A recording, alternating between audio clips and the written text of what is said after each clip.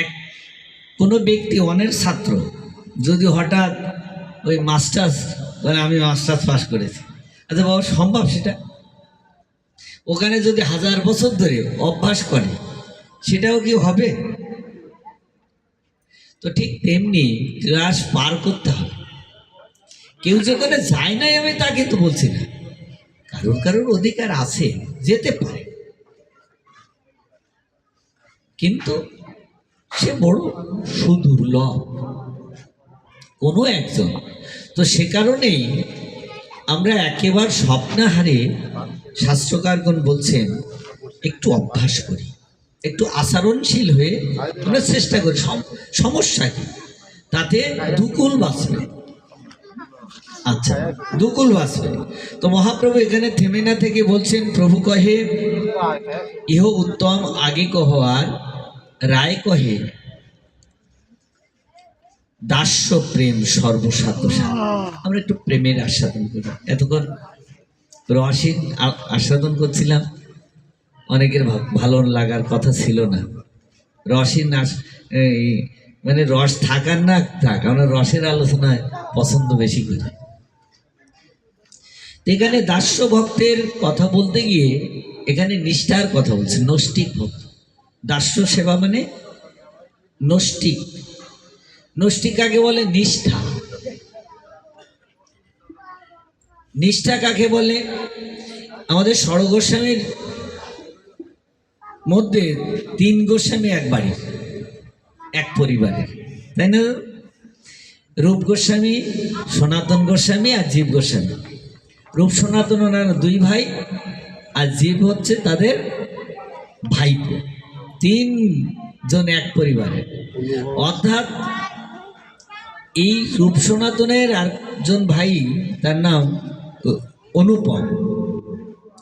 এই অনুপমকে এসে একদিন সনাতন গোস্বামী বলছেন, অনুপম তুমি যে রামকে ভজনা করো, তুমি কি জানো সেই রাম এখন গৌর হয়ে জন্মলাভ করেছেন, গৌর হয়ে এসছেন। সাক্ষাৎ ভগবানকে সামনে পেয়ে আর অনুমানের ভজন কি দরকার? সাক্ষাৎ ভজন করি। কাল থেকে তুমি গৌরকে সেবা করতে থাকো, আর রামের সেবা দরকার নেই। একে তো বড় ভাই আদেশ করেছেন তাকে, তাতে সাক্ষাৎ ভগবান সামনে। আচ্ছা, কেউ এই সৌভাগ্য পরিত্যাগ করতে চায়? উনি সমস্ত রাত চিন্তা করছেন গৌরের, গৌরের চিন্তা করছেন আর করছেন, কিন্তু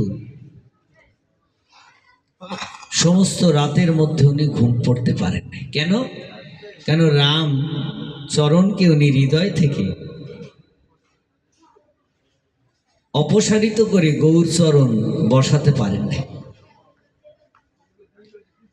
খুব করে কাছেন, হে গৌর তুমি সাক্ষাৎ এলে, অন্তত তোমাকে সেবা করার মতো সৌভাগ্য আমার হলো না, তোমাকে আমি সেবা করতে পারি নাই।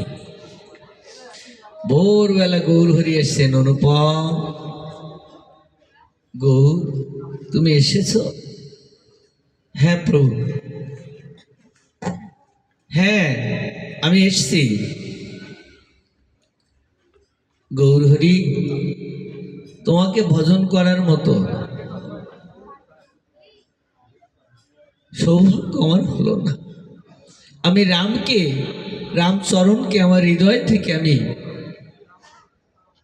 সরিয়ে তোমার চরণ প্রতিষ্ঠিত করতে পারলাম না প্রভু।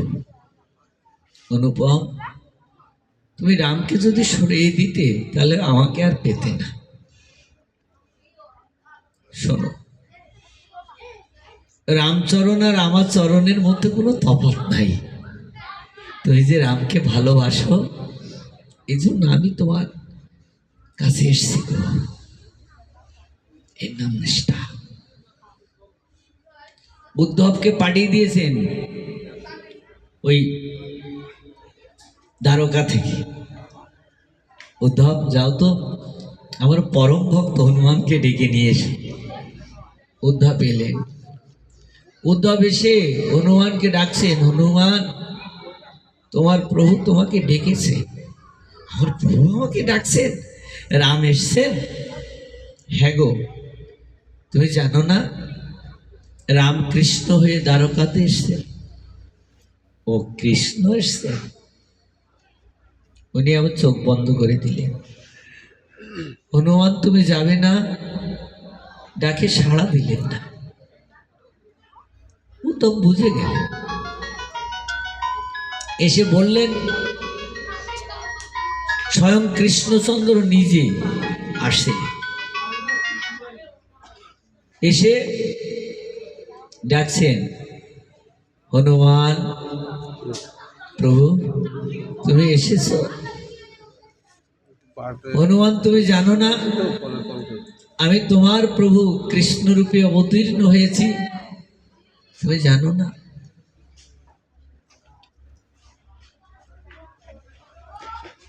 হা মাধব, আমি রামকে স্থান দিয়েছি, ছোট্ট একটি স্থান, তো সেখানে কৃষ্ণের কোনো জায়গা নেই।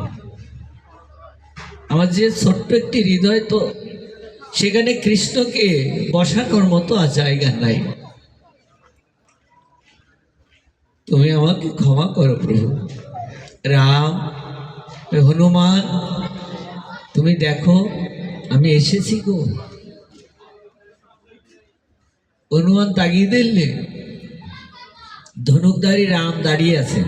কৃষ্ণ এখন ভক্তকে দেখা দেওয়ার জন্য, ভক্তকে খুশি করার জন্য নিজে তার রূপ পরিবর্তন করেছে। সে বংশীধারী আর নাই, ধনুকধারী হয়ে গেছে।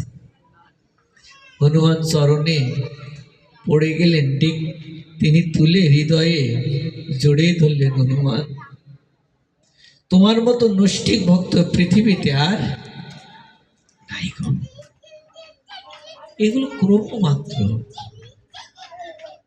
যে হৃদয়ে রাম সীতাকে প্রতিষ্ঠিত করে ফেলেছে, বলেন তো দাদু আর কিছু লাগে?